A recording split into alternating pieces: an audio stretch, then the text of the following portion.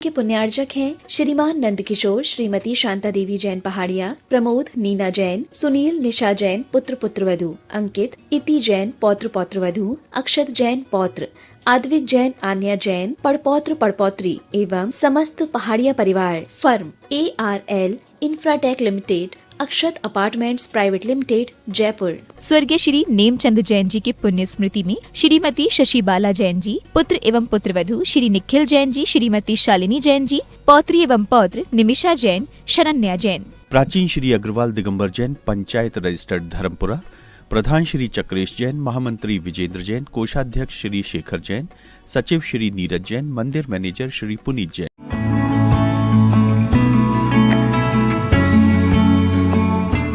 नमः श्री वर्धमानाय निर्दोष कलिलात्मने सालोकानां त्रिलोकानां यद विद्या दर्पणायते। बोलिए पंच परमेष्ठी भगवान की जय। आचार्य समंत भद्र स्वामी द्वारा प्रतिपादित इस रत्न करंड श्रावकाचार नामक चरणान योग का अनुशासन करने वाले शास्त्र में 3 अधिकार हैं। प्रथम अधिकार में सम्यक दर्शन का विवेचन है। द्वितीय अधिकार में सम्यक ज्ञान का विवेचन है और तृतीय अधिकार में सम्यक चारित्र का विवेचन है। यह चरणान योग का ग्रंथ है, इसलिए चारित्र का विवेचन करना इसका प्रमुख उद्देश्य है। उसमें भी यह श्रावकों के लिए लिखा गया है, इसलिए श्रावकों के चारित्र का विवेचन करना इस ग्रंथ का लक्ष्य है। तथापि सम्यक चारित्र, सम्यक दर्शन और तज्जन्य सम्यक ज्ञान के बिना नहीं हो सकता है। इसलिए प्रथम अधिकार में सम्यक दर्शन का विवेचन और उसके महात्म्य को आचार्य समंत भद्र स्वामी ने विस्तार से विवेचित किया है। यहाँ तक कि 41 छंदों में आचार्य समंत भद्र स्वामी ने मंगलाचरण और धर्म के स्वरूप के साथ मुख्य रूप से सम्यक दर्शन का विवेचन किया है। ये प्रकरण ग्रंथ है। प्रकरण का मतलब होता है कि मूल ग्रंथों के आधार पर लिखा गया ग्रंथ। तो यद्यपि इसके पूर्व का श्रावकों का विवेचन करने वाला कोई विस्तृत ग्रंथ नहीं है, किंतु आचार्य कुंद कुंद के चारित्र पाहुड़ में, आचार्य कार्तिकेय की कार्तिकेयानुप्रेक्षा में, तत्वार्थ सूत्र के आश्रव बंध और निर्जरा के प्रकरण में जो विवेचन किया गया है, उसी के आधार पर आचार्य समंत भद्र स्वामी ने रत्नकरंड श्रावकाचार में श्रावकों के आचार का वर्णन किया है। ये आचार की सम्यकता ज्ञान की सम्यकता के बिना नहीं हो सकती। इसलिए ज्ञान क्या है और ज्ञान कितने प्रकार का है या आगम कितने प्रकार के ज्ञानों में विभक्त है, यह विवेचन ज्ञानाधिकार में 5 श्लोकों में आचार्य समंत भद्र स्वामी ने किया है। अन्यूनमनतिरिक्तम याथा तथ्यम विना च विपरीतात् निस्संदेहं वेद यदाहुस्तज्ज्ञानमागमिनः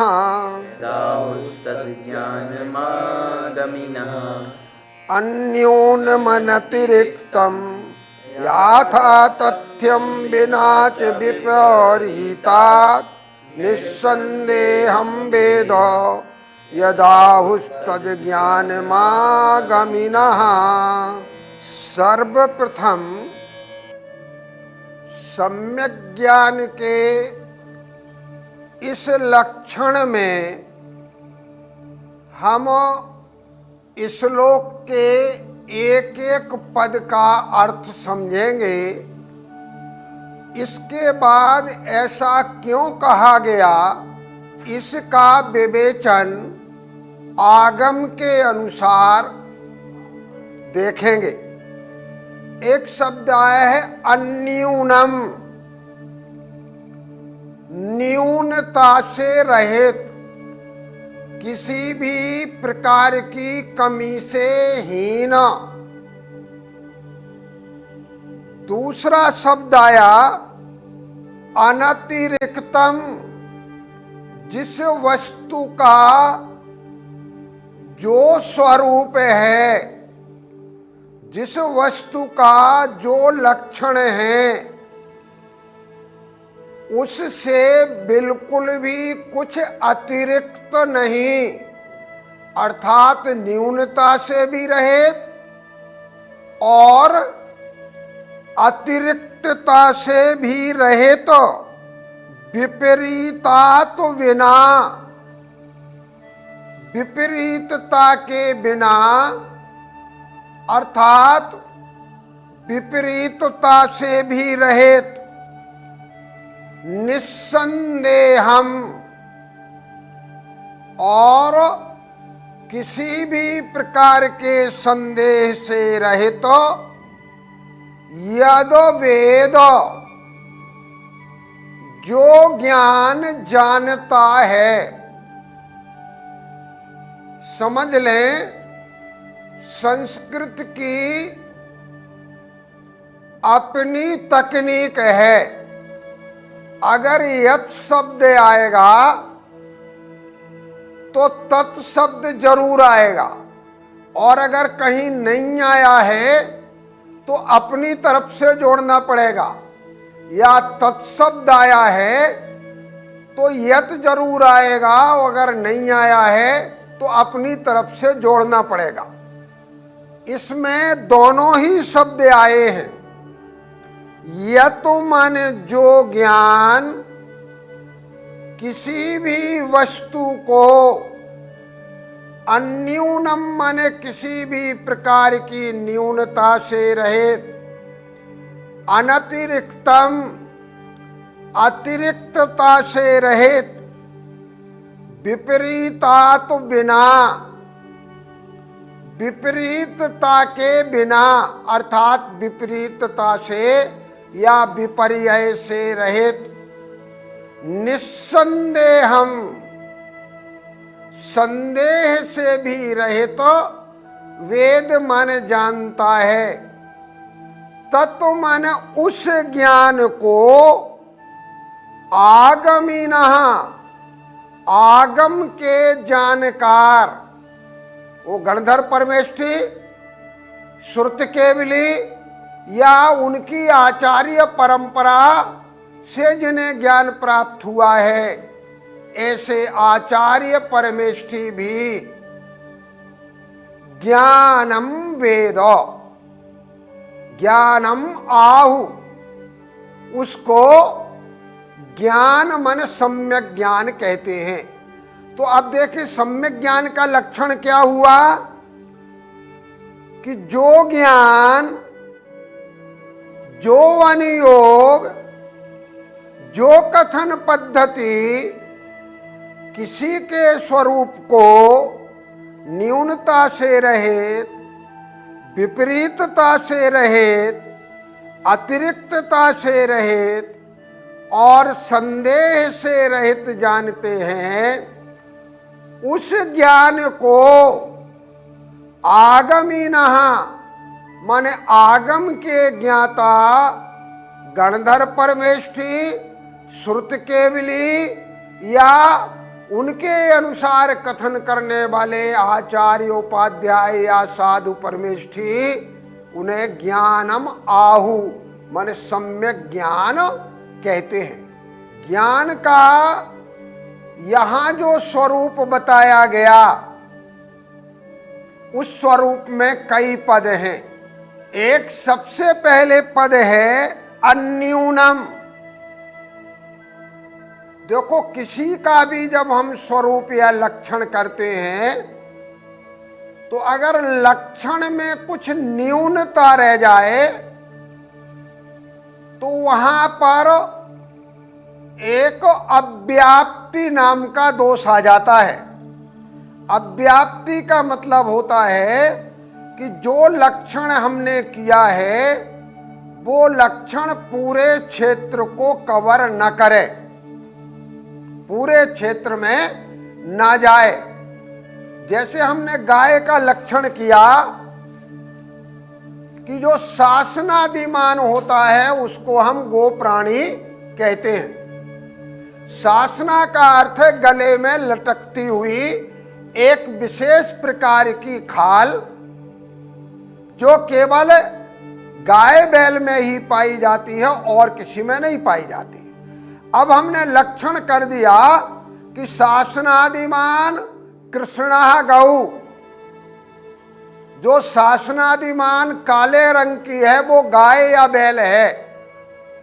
अब देखो काले काले बैलों में और गायों में तो वो लक्षण चला गया, शेष में नहीं गया,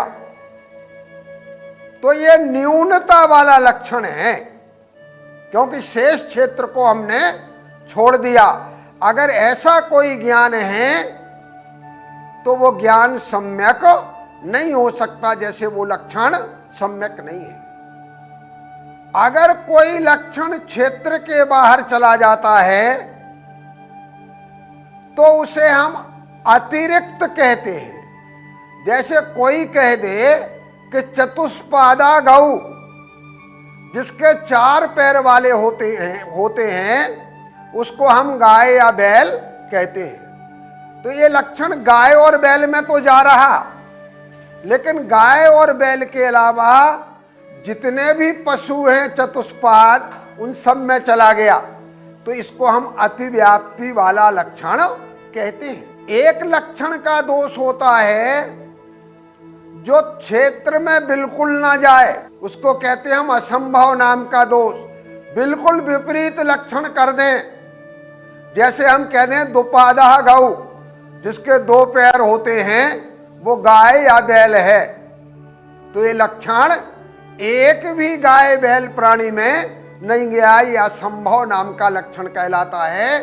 तो ना तो न्यूनता होना चाहिए ज्ञान में, ना अधिकता होना चाहिए ज्ञान में, और ना विपरीतता होना चाहिए ज्ञान में। इसका मतलब ये हुआ कि ज्ञान का लक्षण वही हो सकता है जो अव्याप्ति दोष से रहित हो, जो अतिव्याप्ति दोष से रहित हो और जो असंभव दोष से रहित हो। 3 बातें ऊपर आ गई।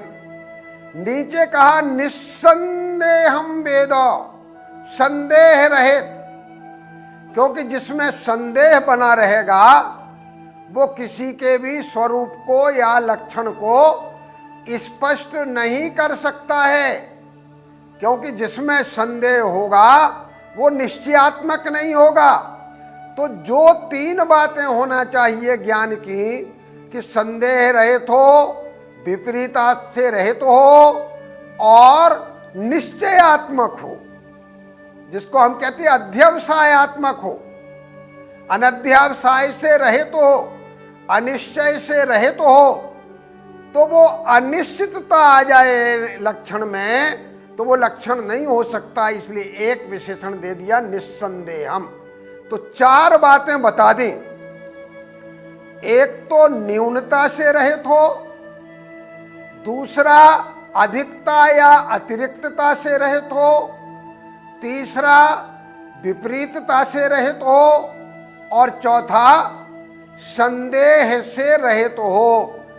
ऐसी चार बातें जिस ज्ञान में पाई जाती हैं, जो ज्ञान इन चार से युक्त होता है, जो इस प्रकार जाना जाता है, आगमिनः तत्व ज्ञानम आहु। आगम के वेत्ता, आगम के जानकार, आगम को समझने वाले, उसके लिए ज्ञानम मन सम्यक ज्ञान, आहु मन कहते हैं। अब आगम के जानकार कहते हैं। आगम है क्या? जिनके माध्यम से वस्तु स्वरूप का पूर्ण और यथार्थ ज्ञान हो जाए। इसलिए एक विशेषण और डाल दिया, यथा तथ्यम। यथार्थ, जिस वस्तु का जो स्वरूप है, उस स्वरूप को यथार्थ रूप में जैसे का तैसा, न्यूनता से रहित, अधिकता से रहित, विपरीतता से रहित और संदेह से रहित जो जानता है, आगम के ज्ञाता, उसे सम्यक ज्ञान कहते हैं। द्वाद सांग जिनवाणी माता की जय।